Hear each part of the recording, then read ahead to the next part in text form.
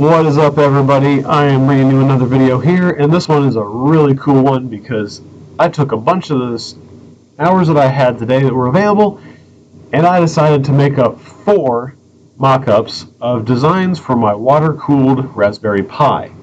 Now, someone did mention earlier that there are a couple other boards that are substitutes for Raspberry Pi, but since I happen to have one, obviously I'm going to build with this. So, pretty much this is what you see in front of you, with the exception of some better looking tubing. And actually, to get the idea, because I'm going to be using green coolant, well, actually that's the wrong size. That is going to end up being my compression fitting. Tubing is clear, and it'll show up as green because I have the liquid in it. The inside of the reservoir and the bottom piece will also be filled with green on the inside, so you can tell what it is. And the only other thing I'm not going to put on here, because it's too much effort to build in, are the small flexible tubing pieces that go to the cooling blocks. That you'll just kind of have to picture on your own, and depending on how they sit when I actually get the parts in hand, might change a little bit. So let's take a look at the 4 designs that I've come up with so far. I think one of them is incomplete, and I'll show you the first one.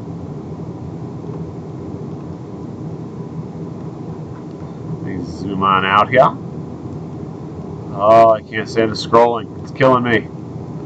Okay. Now here's the first one. I have not obviously completed putting all the pieces onto the pump here, and I need to place the back blocks here, but I don't like how this sat in front of the USB ports and the LAN port because I want to have access to them.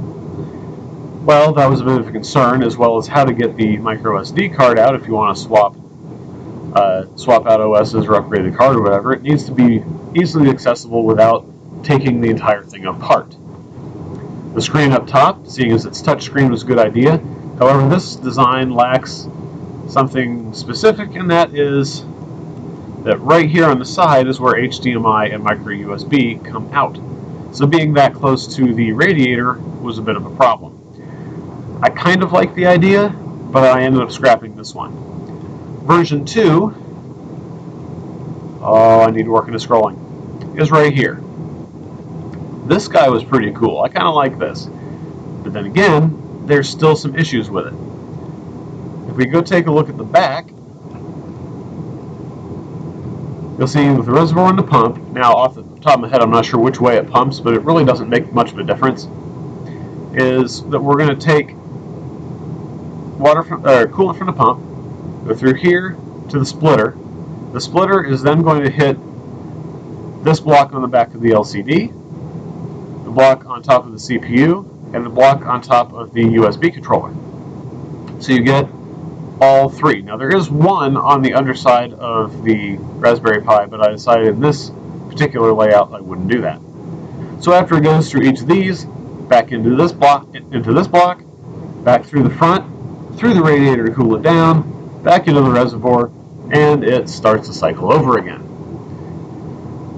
The way I'm going to do this in all of my applications is that each tube is going to go like this. Breakout block, cooling block, breakout block.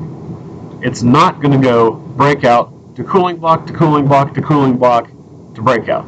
That's too much of a path, and you're actually, each block down the chain gets fed warmer coolant than it was previously, because you're taking the heat from the last component, putting that into the coolant, and then warming it up, and by the time it gets to the next component, it's that much warmer.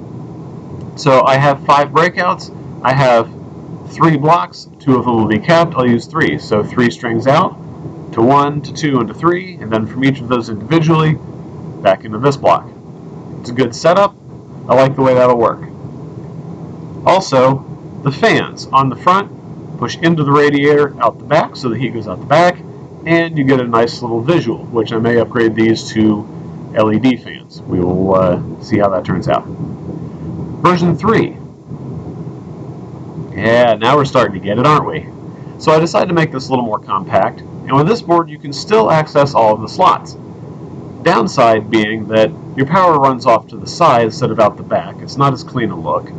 Your USB and your LAN all hook in from the top, which again isn't the cleanest look, but then again, you plug in a wireless keyboard, wireless mouse, and you're good to go, right? What if this is just going to sit here? Remember, this is a touchscreen. I did leave room on the side for micro USB and HDMI using right angle ribbon cable plugs, which simply come out here, around the back, and plug in over here to HDMI, and a separate one to micro USB. Radiator again sits on its side this time, so there's not so much effort pushing coolant in uphill to have it come back downhill. This eases the pump a little bit and still pushes the air out the back while letting you see the fan.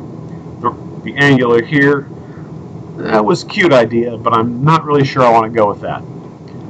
For these breakouts, they simply come out, up into what you want, and fall back in. So it's all right here in visual space.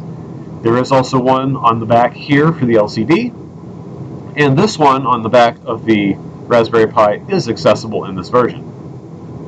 Now moving on, this is the one I like the best so far. Okay, so for this, I'll just ungroup this so it looks better. You have the pump, which will push out, and what it does, pushes out the back here, up to the top, breaks out, goes to all the components. I should probably put that in view here. Hits all the components, including the two underneath, so they'll just break out, go to where they are. They'll come back, hook back into this box, back into the radiator, which is then cooled, push back around the front, and into the reservoir again. This allows the Raspberry Pi to have access to all the board components. HDMI is out the back, audio is out the back, power is out the back. LAN, you can hook it in and you can immediately curl it down. It's not in the way of anything. If you look at this angle, micro USB has all of the, standard USB has all of the direct access that you can need, and you're free to slip your hand in the side here if you need to. Access through the tops are both CIS ports. The GPIO breakout board is where you need it to be. And again, with 90-degree HDMI ribbon cable and micro USB, they can come right here, slip out the back, connect in here, and all of your cabling and everything is hidden. Right underneath here is where I would put the 5-volt to 12-volt booster board and any other connections I need to supply power from a single power supply to power this entire unit. So obviously the count on the parts is going to be different, and I still need to figure out exactly how I'm going to do this, but in general, these are my ideas, and I'm really liking this fourth version quite a bit. Easy access to the touchscreen, you still get the fans, nothing's obstructing their view. If anything does leak, say in all of these other connections, it won't drip on the board. The only connections you'll have that could possibly drip on the board are from the two cooling blocks on the top. So this is a really good setup, and once I get things placed and measure out the spacing, I can then start putting together some form of frame that all of this will bolt to. When that's done, I'll group all the pieces together, delete all the components, and I'll have a frame left over that I can either have 3D printed or made out of acrylic. So, let me know what you guys think. If you have any other suggestions, maybe you'd like to see a couple other parts put in. Right now I'm using modmymods.com. I'll be ordering a good portion of my stuff from them. The only thing I'm considering is moving from flexible tubing, well, that sucks. Anyway, is going from flexible tubing to rigid tubing, and I will have to see how I'm going to mount that. So, yeah, that's all I got for right now. I will see you guys in another video. Like, share, and subscribe, and hit a notification. Maybe you might like a future update. Thanks for watching, guys.